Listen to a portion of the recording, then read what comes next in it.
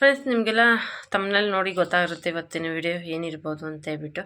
ಖಂಡಿತ ನೋಡಿ, ಹಾಗೆ ಫುಲ್ ವಿಡಿಯೋ ನೋಡಿ. ಯಾರೆಲ್ಲ ನನ್ನ ಚಾನಲ್ ಹೊಸಬರು ನೋಡ್ತಾ ಇದ್ದಾರೆ, ಪ್ಲೀಸ್ ಸಬ್ಸ್ಕ್ರೈಬ್ ಮಾಡ್ಕೊಂಡು ನೋಡಿ ಅಂತ ಹೇಳೋಕ್ಕೆ ಇಷ್ಟಪಡ್ತಾ ಇದ್ದೀರಾ.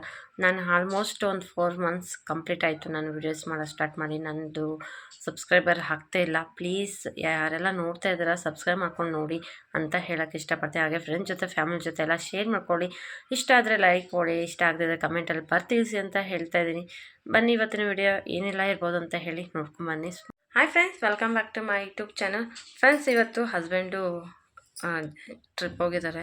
ಎಲ್ಲಿ ಅಂದರೆ ಹಾವೇರಿ ಮತ್ತು ಸಿಗಂದೂರು, ಶಿವಮೊಗ್ಗ ಈ ಕಡೆ ಟ್ರಿಪ್ ಹೋಗಿದ್ದಾರೆ. ಹಾವೇರಿಯಲ್ಲಿ ಫ್ರೆಂಡ್ ಮದುವೆ ಇದೆ ಅಂತೇಳ್ಬಿಟ್ಟು ಹೋಗಿರೋವಂಥದ್ದು.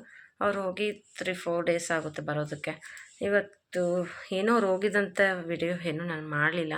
ಅವ್ರು ಹೋಗಿ 3 ಡೇಸ್ ಆಗಿದೆ. ನಾನು ಇವತ್ತು ಲಾಗ್ ಸ್ಟಾರ್ಟ್ ಮಾಡ್ತಾಯಿದ್ದೀನಿ, ಯಾಕಂದರೆ ತುಂಬ ಬೇಜಾರಾಗೋಯಿತು. ಏನಿರ್ಬೋದು ಅಂತಂದರೆ, ಹಸ್ಬೆಂಡು ಮಧ್ಯಾಹ್ನ ಹೋದರು. ನೈಟ್ಗೆ ಗೊತ್ತೇ ಇದೆ, ನಿಮಗೆಲ್ಲರಿಗೂ ಗೊತ್ತೇ ಇದೆ, ನಮ್ಮ ಮನೇಲಿ ನಾಯಿ ಇರೋದಂಥದ್ದು. ಅದರ ಹೆಸರು ಬಂದು ರಾಮು ಅಂತೇಳಿ. ನಾವು ತುಂಬ ಪ್ರೀತಿಯಿಂದ ಸಾಕಿರೋವಂಥ ನಾಯಿ ಅದು. ಅದು ಬಂದು 1 ವರ್ಷ ಚಿಕ್ಕ ಮರಿ ಇದ್ದಾಗ ಅದು ಬಂದು ನಮ್ಮ ಮನೆ ಸೇರಿತ್ತು. ಈಗ ಅದಕ್ಕೆ 1 ವರ್ಷ ಆಗಿದೆ.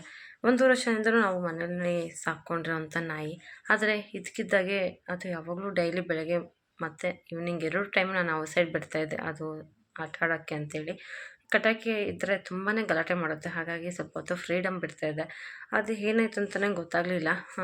ನೈಟು 8:30 ಆದಾಗೆ ಟೆಂಪೋ ಬಂದು ಹತ್ತಿಸ್ಬಿಟ್ಟಿದ್ದಾರೆ. ಇದು ಟೆಂಪೋ ಬಂದಾಗ ಇದೇ ಹೋಯಿತು, ಹೊರೆ ಏನಾಯಿತು ಅಂತ ಗೊತ್ತಿಲ್ಲ, ಬಟ್ ಆಗಿದೆ. ಕಾಲು ಮುರಿದೋಗ್ಬಿಟ್ಟಿದೆ, ತೊಡೆ ಒಂದು ಕಾಲಂತೂ ಎತ್ತು ಓಡಾಡೋಕ್ಕೆ ಆಗ್ತಿಲ್ಲ. ತುಂಬಾ ಬಾಧೆ ಆಗ್ತಾಯಿದೆ ಅದಕ್ಕೆ. ತುಂಬ ನೋವು, ತುಂಬ ನರಳಾಟ. ನನಗೆ ಎಷ್ಟು ಬೇಜಾರಾಯಿತು ಅಂದರೆ ಸಿಕ್ಕಾಪಟ್ಟೆ ತುಂಬಾ ಬೇಜಾರಾಯಿತು. ಯಾಕೆಂದರೆ ಅದನ್ನು ಒಂದು ಮಗು ಥರ ನಾನು ಸಾಕಿದ್ದೆ.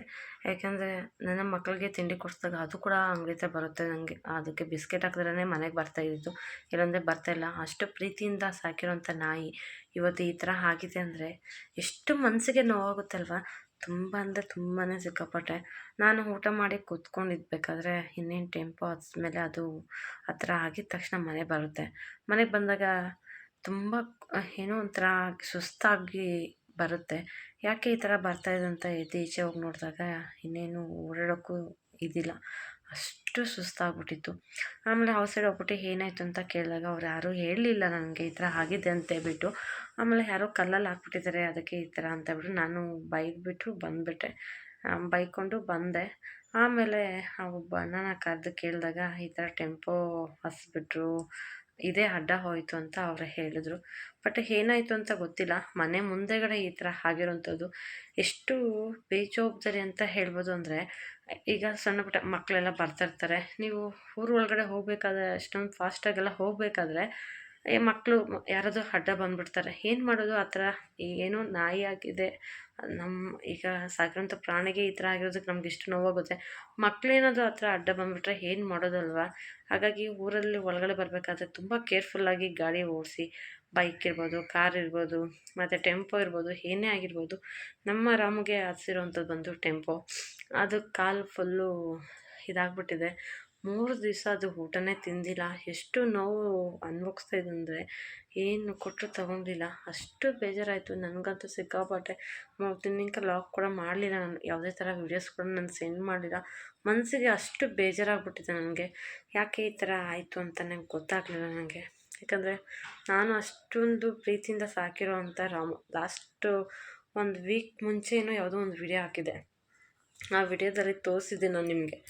ನಮ್ಮ ರಾಮು ನೋಡಿ ಎಷ್ಟು ಗಲಾಟೆ ಮಾಡುತ್ತೆ ಸಿಕ್ಕಾಪಟ್ಟೆ ಅಂತೇಳ್ಬಿಟ್ಟು.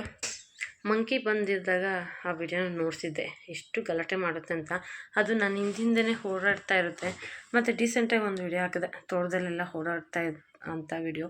ಅದು ಹಾಕೋದು ಆ ವಿಡಿಯೋ ಹಾಕಿ 3 ಡೇಸ್ಗೆ ಈ ಥರ ಆಗೋಯಿತು. ಎಷ್ಟು ಬೇಜಾರಂದರೆ ಯಾರ ಕೆಟ್ಟ ದೃಷ್ಟಿ ಬಿತ್ತೋ ಗೊತ್ತಿಲ್ಲ ನಮ್ಮ ರಾಮುಗೆ. ಇದಕ್ಕಿದ್ದಂಗೆ ಈ ಥರ ಆಗ್ಬಿಡ್ತು.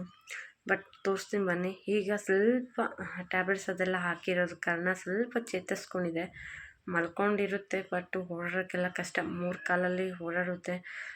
ಎಷ್ಟು ನೋವು ತಿಂತಾಯಿದೆ ಅಂದರೆ ಹೇಳ್ಕೊಳಕ್ಕೆ ಆಗ್ತಿಲ್ಲ, ಅಷ್ಟು ನೋವಾಗ್ತಾಯಿದೆ ಅದಕ್ಕೆ.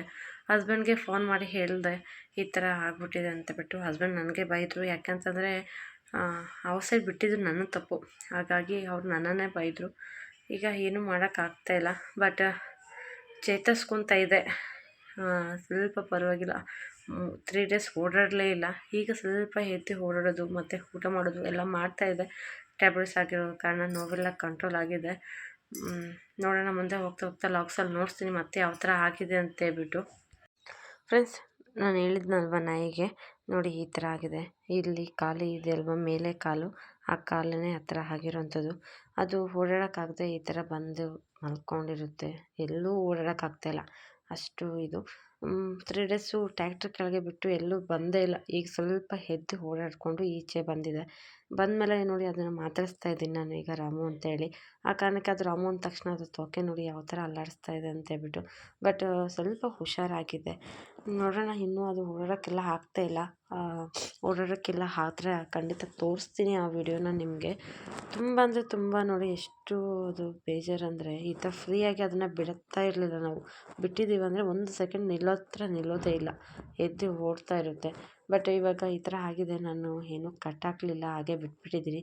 ಆದರೆ ನೋಡಿ ಈ ಥರ ಯಾರೇ ಆಗಲಿ ವೆಹಿಕಲ್ ಓಡಿಸ್ಬೇಕಾದ್ರೆ ಕೇರ್ಫುಲ್ಲಾಗಿ ಓಡಿಸಿ. ಇಲ್ಲ ಅಂತಂದರೆ ಪ್ರಾಣಿಗಳಿಗಾಗಿರ್ಬೋದು, ಮನುಷ್ಯರಿಗಾಗಿ ತುಂಬಾ ಅಪಾಯ ಆಗುತ್ತೆ.